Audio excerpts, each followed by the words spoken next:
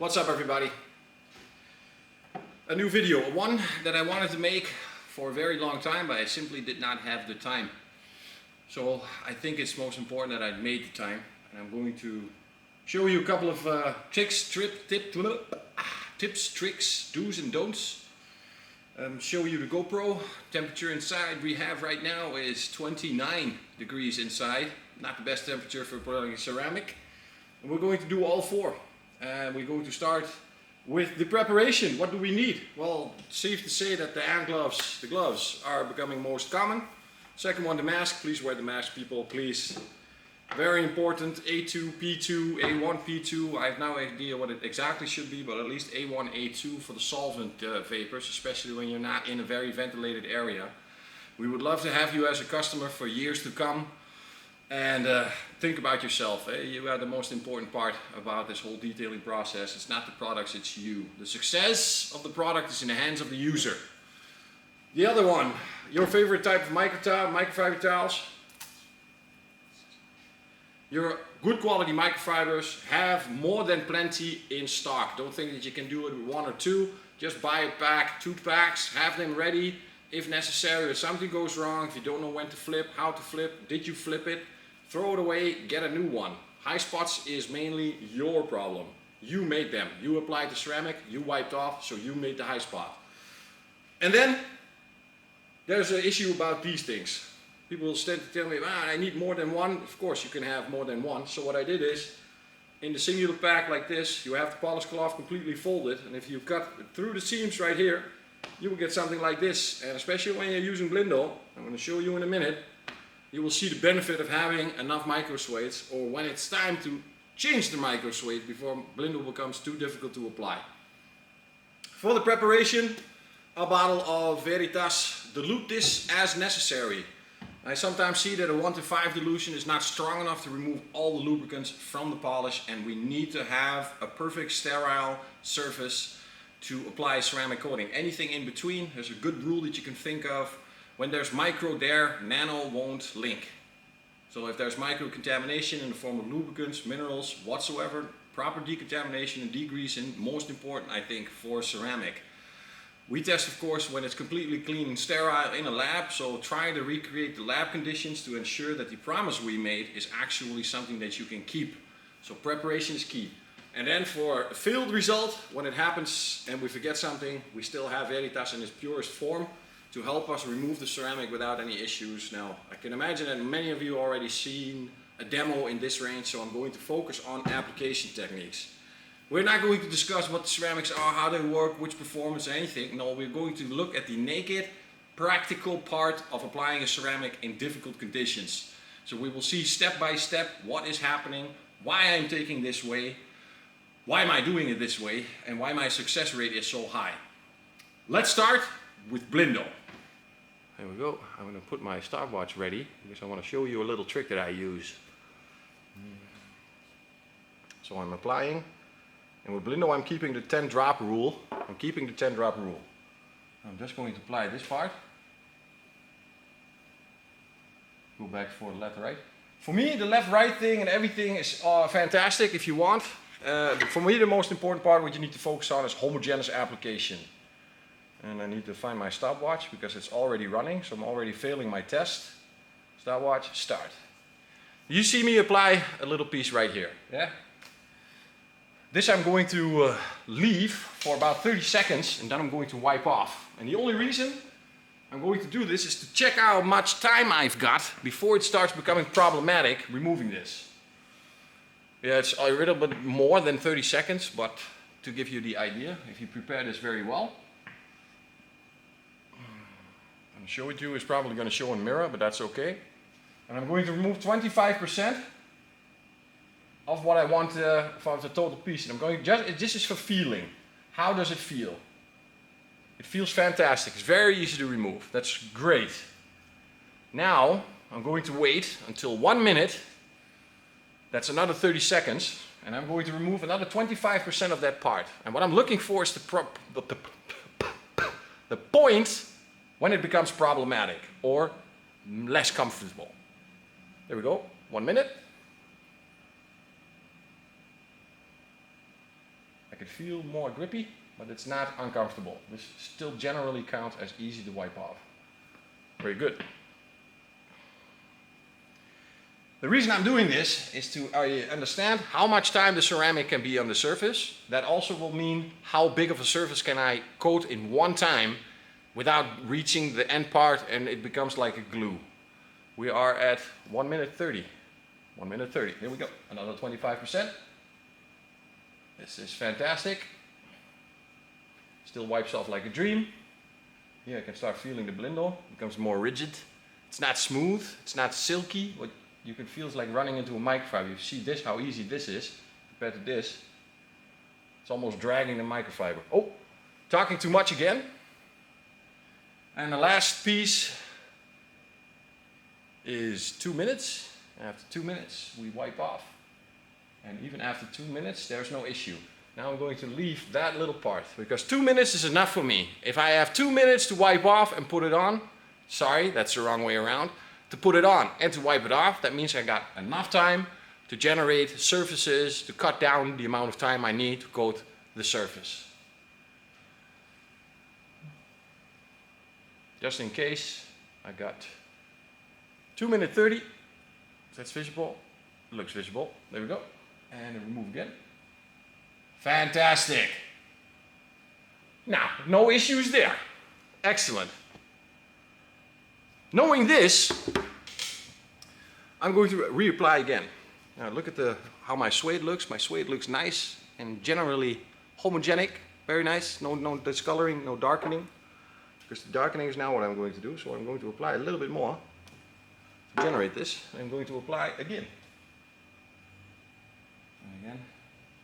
This is why it's important to use the 10 drop rule with Blindo. Blindo, you over apply very easily and you're wiping off so much.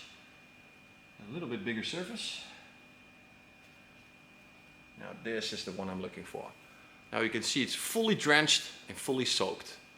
I'm going to leave this while this is curing. Okay, now we're just a couple of minutes further. And when this starts to happen, you can see how dark it has become. Look what happens if I reapply. You see how Blindo is staying on the suede, it's not going through anymore. If this happens, so if you get this really dark, starts darkening, the only thing you need to do is change the micro suede. And this, ladies and gentlemen, will sound that you will consume more Blindo, but if you keep the 10 drop per section rule, you will save more Blindo because you're no longer trying to put Blindo on an overly soaked Blindo suede that's already starting to cure. And maybe some of you have had this, then when you were wiping in and out, that you will almost see some crystallization also on the surface itself, because the part that's crystallizing inside of the suede gets soaked with fresh Blindo, but it's almost catalyzed Blindo trying to be divided over the surface, what turns into a nightmare. So keep those suedes freshened out. And as you can see, the amount of suedes I generated just by cutting up will give you more than enough suedes to complete the operation and save a lot of time, a lot of effort, and a lot of Blindo. So more Blindo can go to the paint. Okay. Now, let's move to the other side. Now for the other side, we are doing the exact same thing. But what did I change with the other side? With the other side, I have made a preparation of Fiero. And this is Fiero without wiping off. This is Fiero without wiping off. So I mean without wiping off, I mean without degreasing, so without Veritas. So what I'm going to do is exactly the same thing as before, because this is also a part where you need to know. Fiero leaves a bonding agent, so it will help you link the ceramic to the surface. There's no substance behind that changes the result, so Fiero is Veritas proof. You can do it without changing the end result. And reset it. Now I move real fast. Here we go for the 10 drop rule. Now we not start yet. There we go.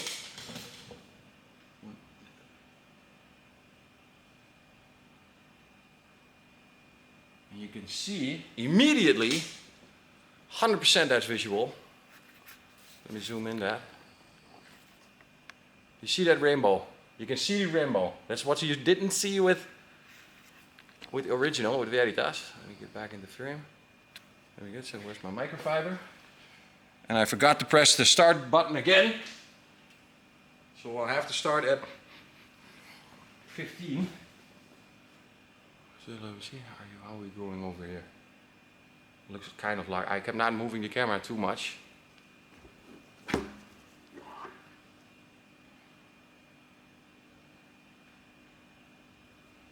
First part is easy. I did a little bit before, but I was already talking, so I had to start the stopwatch immediately, but I did not do it. Okay. Almost 50. There we go. Almost 1 minute. Is that almost? Oh. Well, there we go. 1 minute. There we go.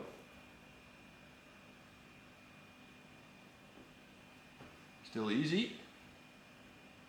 Remember, the first original application on naked paint, fully Veritas, nothing in between, nothing. No bonding agent, no Fiero, no SAM kind of technology, nothing.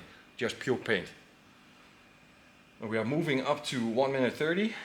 We're a little bit over 1:30 because I was already talking in the first segment without stopping the stopwatch. So we will get a little bit distorted. There we go. And also here, still no changes. Now about the wipe off, that's important. I could use the full length of the microfiber and wipe off immediately. It could, but what I need to make sure is that the first microfiber removes all ceramic. If the second one is solely there for psychological reasons. Because if you focus on the first microfiber, there will be no issues of high spots whatsoever. And we are under the perfect light of making high spots. I want to make a couple of high spots later on. We're already at 2 minutes. So even with Fiero, we have no issues applying. Nothing. Fantastic. Let's move on to STC. My good friend Marvin from Glassboss showed me. I cut off one of the fingers from the gloves. And I'm putting on the cap like that. And the next time when I'm opening this, there will be no crystals. At least not at the part where I don't want them to be. So no issues right here. Very nice. STC, same thing, only now we're speeding up the process. And I'm just going to show you the time when it becomes difficult and then make this a speedy operation.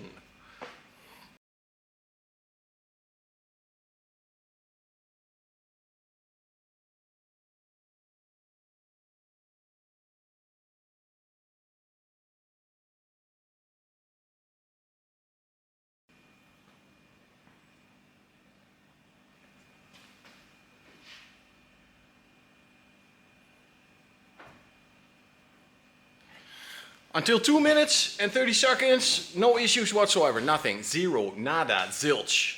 Moving on to the Fiero side.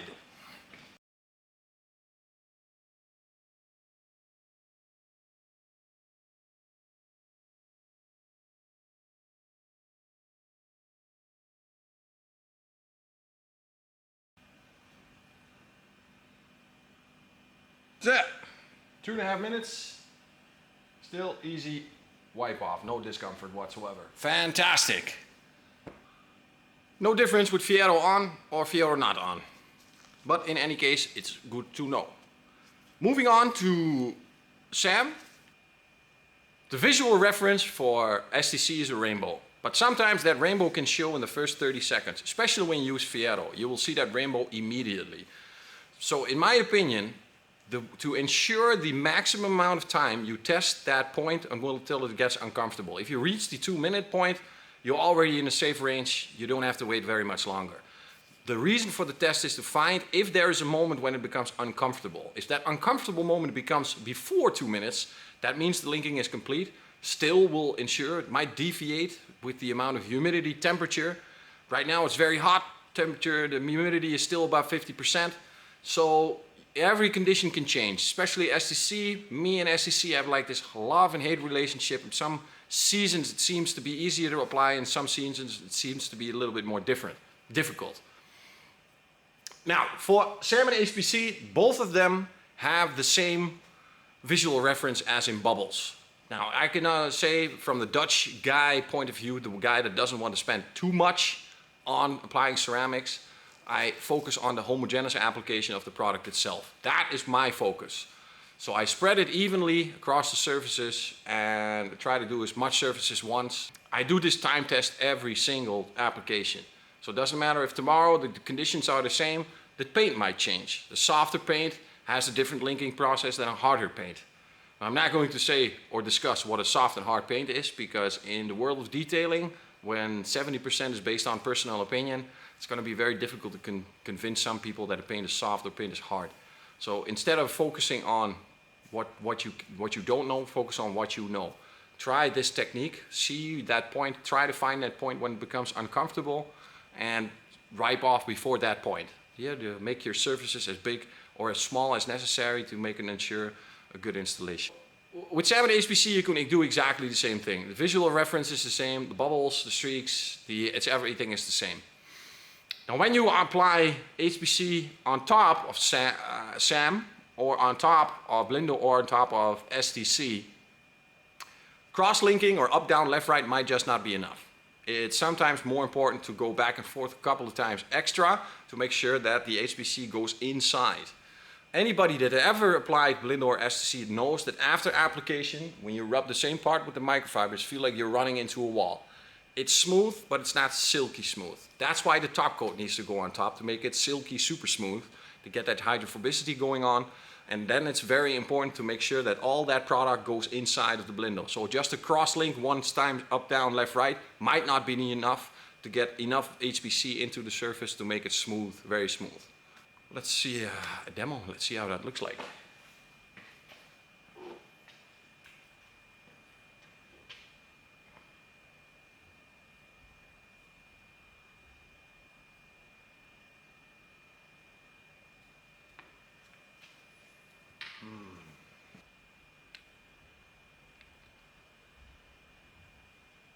From this angle, there we have the bubbles. That's when we're talking about the tiny bubbles. That's the visual reference for salmon HPC. Okay, now I think the best one, the one that makes the ones that make really good visual high spots are STC, SAM, and HPC. Those make the greatest visible high spots. Now, the light that I have on right now is directed at a white screen. So the screen is against the ceiling, the light is reflecting against the screen, and that's giving it like a floodlight. So there's a huge amount of light in the same amount covering, like a blanket of light covering the car. This makes it very easy to spot high spots. If you have the diffuser cannot generate enough of that flood light, maybe up close, but I've tried the scan grip versions and I'm not having the same success I have had with these kind of lights or with the lights with the multiplying LED panels. This is also a good example. These things are also a good example. Very good way to find high spots. Very good. But a little bit expensive. And the ones that you can have in the ceiling, the ones that they go in the ceiling, these lights, they are very cheap. I saw them for around 60-70 per piece. You need about 6 of them. And then you have a very good light to find these high spots.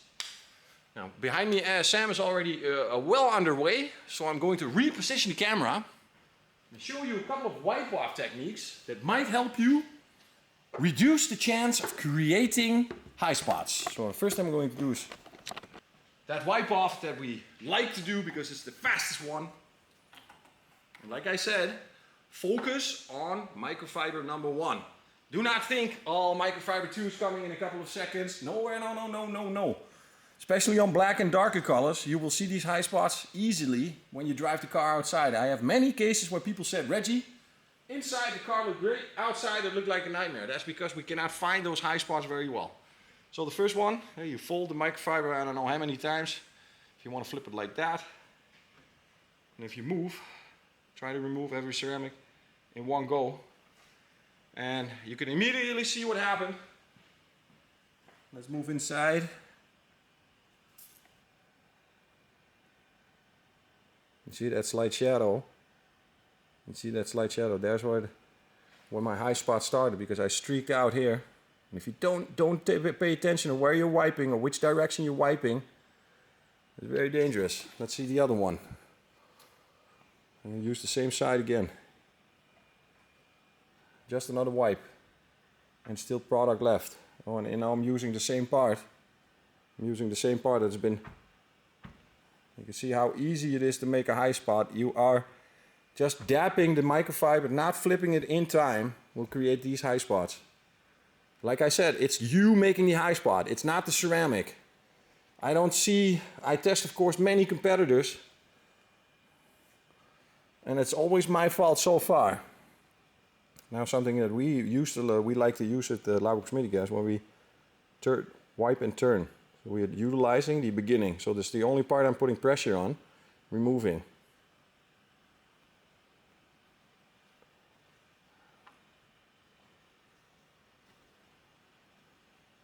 And you have a couple of seconds, that's not the issue. But the issue is to prevent them from happening. Because they most of the time happen here, at spots like this. Where you're wiping and your microfiber is touching this part and you're making invisible high spots, because from this side it's impossible to see, because that floodlight that's coming up from upstairs is not visualizing that.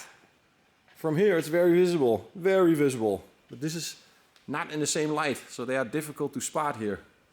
Let's see if I can make a couple.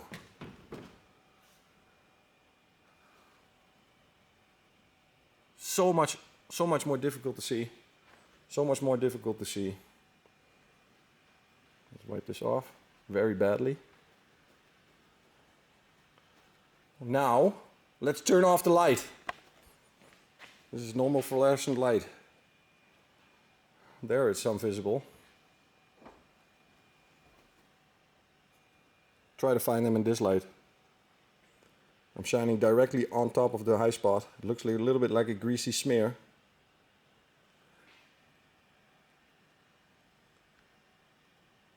See, with these lights it's impossible to find.